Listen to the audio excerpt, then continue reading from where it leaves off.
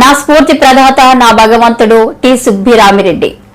సేవ, కళ, ఆధ్యాత్మిక, రాజకీయంతో పాటు అన్ని రంగాలలోనూ ఆయనే సాటి. టీఎస్ఆర్ 81వ జన్మదిన సందర్భంగా తెలుగు శక్తి అధ్యక్షుడు బివి రామ్. నా స్ఫూర్తి ప్రదాత నా భగవంతుడు టి సుబ్బరామిరెడ్డి. సేవ, కళ, ఆధ్యాత్మిక, రాజకీయంతో పాటు అన్ని రంగాల్లోనూ ఆయనే సాటి.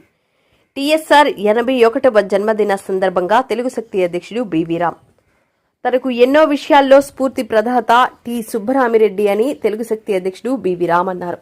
టి సుబ్బరామిరెడ్డి 81వ జన్మదినం సందర్భంగా హైదరాబాద్లోని బంజారా హిల్స్ లో ఆయన్ను బివి రామ్ జన్మదిన శుభాకాంక్షలు తెలియజేశారు. మరెన్నో పుట్టినరోజులు జరుపుకోవాలని, పూర్తి ఆరోగ్యంతో జీవించాలని ఆకాంక్షించారు. తను భగవంతుడిని చూడలేదు, కానీ ఎన్నో సేవా కార్యక్రమాలు చేస్తున్న టీఎస్ఆర్ తనకు భగవంతుడితో సమానమని, సుబ్బరామిరెడ్డితో పాటు ఆయన సతీమణి ఇద్దరిని కూడా పార్వతీ పరమేశ్వరులుగా తాను భావిస్తానని బివి రామ్ అన్నారు. విశాఖ వాసులకు సుబ్బరామిరెడ్డి కళాపీఠం ట్యాంకర్ల ద్వారా నీటిని సరఫరా చేసి తాగునీటి కష్టాలు తీర్చడంలో టీఎస్ఆర్ పాత్ర ఎవరూ మర్చిపోలేరని అన్నారు.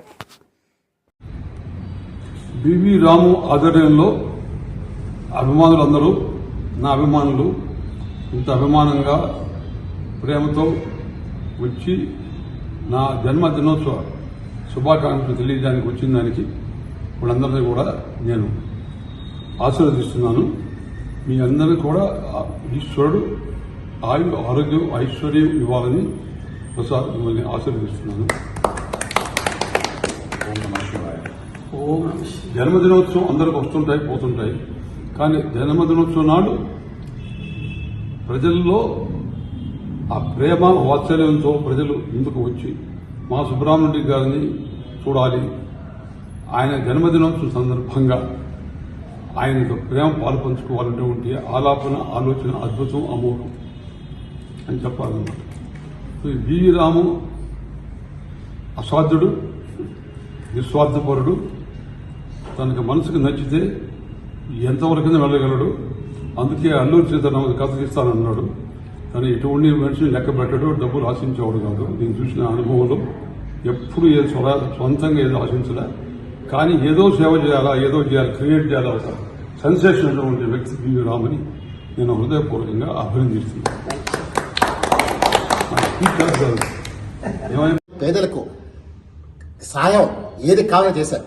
మరి ఇలాంటి వ్యక్తి నిజంగా పార్టీ రహితంగా అందరూ ప్రేమిస్తారు. ఏ పార్టీ కూడా సుబ్రహ్మణ్య గారు వ్యతిరేకించారు, అందరూ సుబ్రహ్మణ్య ప్రేమిస్తారు. మరి ఇలాంటి గొప్ప వ్యక్తి ఇవాళ చంద్రబాబు నాయుడు గారు కానీ ఎవరైనా సరే, పవన్ కళ్యాణ్ కానీ సుబ్బరామిరెడ్డి గారు చేసిన సేవలో ఆ మనసు రాదు. అందుకని సుబ్బరామిరెడ్డి గారు నిండు నూరేళ్లు ఇలాగే ఉండాలని, ఆంధ్రప్రదేశ్ విశాఖపట్నం చరిత్రలో సుబ్బరామిరెడ్డి గారి పేరు చిరస్మాగా ఉంటుంది తప్ప ఇది ఎవరు చేయరు.